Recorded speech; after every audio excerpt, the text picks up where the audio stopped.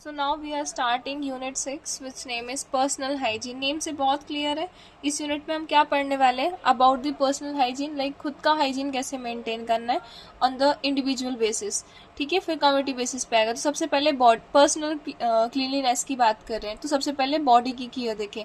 तो regular bathing करनी है विथ सोप एंड वाटर। ठीक है, अब देखो इसमें सोप एंड वाटर बोला है, पर अगर मैं आपको एक रियल चीज़ बताऊं तो कभी कभी ना सोप से भी ज़्यादा बेटर पता है क्या होता है कि आप अपनी बॉडी को कितना रब कर रहे हो। अब रब करना डजेंट मीन्स कि बिल्कुल इंजरी कॉज कर ली, नहीं। रब करने द मीन्स ऐसा होता है ना कि हमारे पास एक फेस टॉवल अलग है फेस रब करने के लिए। हमारे पास जो स्टोन आते हैं फॉर फुट रबर, आपने देखा होगा स्टोन्स आते हैं फुट को रब करने के लिए, है ना।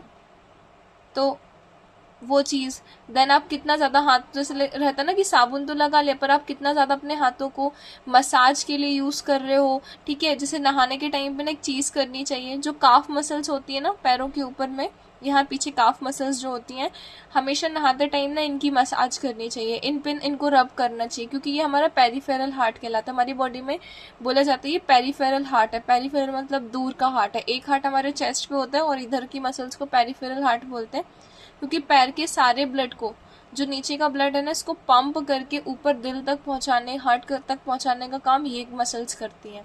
सो इनको जब हम क्या करते हैं, रब करते हैं, इनकी मसाज करते हैं, तो ये स्टिमुलेट होती हैं, जिसकी वजह से जो ब्लड है ना उसका फ्लो बढ़ जाता है और इन्हें थोड़ा रिलैक्सेशन भी मिल जाता है। तो दैट इज़ वाई इनकी जो मसाज है ना वो इम्पॉर्टेंट होती है, और ये सब बाथिंग के टाइम पे हमें करनी चाहिए। सो इसकी वजह से जो स्वेट है, जर्म्स है, ये सब रिमूव हो जाते हैं। Then we have to use the clean towel.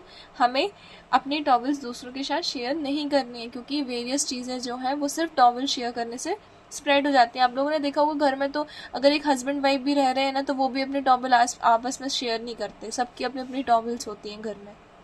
So that is the good habit to adopt. Then अब हम नहाने के पहले देखें तो स्लीपिंग इज़ बेनिफिशियल। ऐसे ही होता है ना हमारे इंडिया की ट्रेडिशन में, तो हम रात में उठने के बाद सुबह नहाते हैं। जापानीज़ में अलग होता है, अगर आप लोग को उनका ट्रेंड पता हो तो वो सुबह फ्रेशन अप होकर जाते हैं और वो रात में आकर नहाते हैं और फिर सोते हैं। उनका कल्चर कुछ इस टाइप ही चलता है। एनीवे बेनिफिशियल क्या है? सोने के बाद नहा लेना। अच्छा, इसका रीज़न बता सकते हो क्या कि क्यों होता क्या है? हम उठकर नहाते हैं, कहीं बाहर से आकर नहाते हैं, तो बाहर से आकर नहाने का तो सिंपल ये चीज़ हो गया कि हम बहुत डस्ट या उन चीज़ों से आए हैं, तो खुद की बॉडी को साफ करने के लिए बाथिंग मतलब बेसिकली नहा रहे हैं।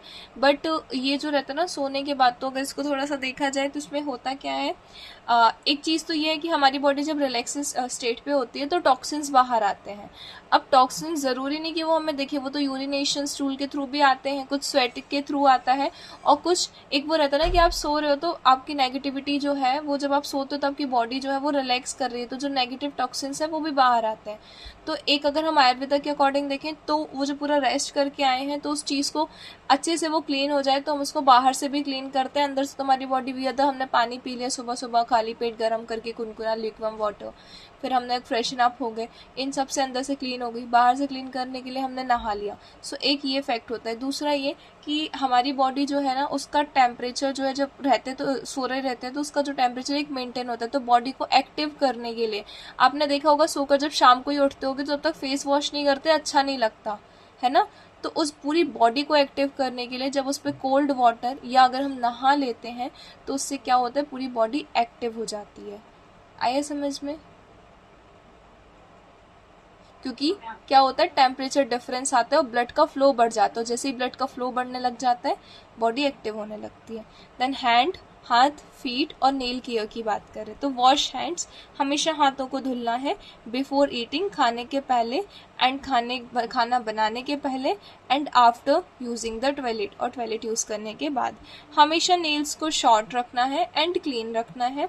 ठीक है, clean heels regularly to prevent. अच्छा, हील्स पता है ना क्या होता है? हील्स मतलब जो एड़ियाँ होती है ना उसे हील्स बोलते हैं। ठीक है, तो उन्हें रेगुलरली क्लीन करना है टू प्रिवेंट कैलसेस एंड क्रैक्स। देखो क्रैक्स तो सबको पता होगा क्या होता है, पता है ना, फट जाता है, बहुत ज़्यादा कॉमन है, बोलते हैं एड़ियाँ फट जाती हैं। ज्यादा विंटर के टाइम में होता है। हम्म, देखो ये भी देखा होगा आपने, ये हाथों में भी होता है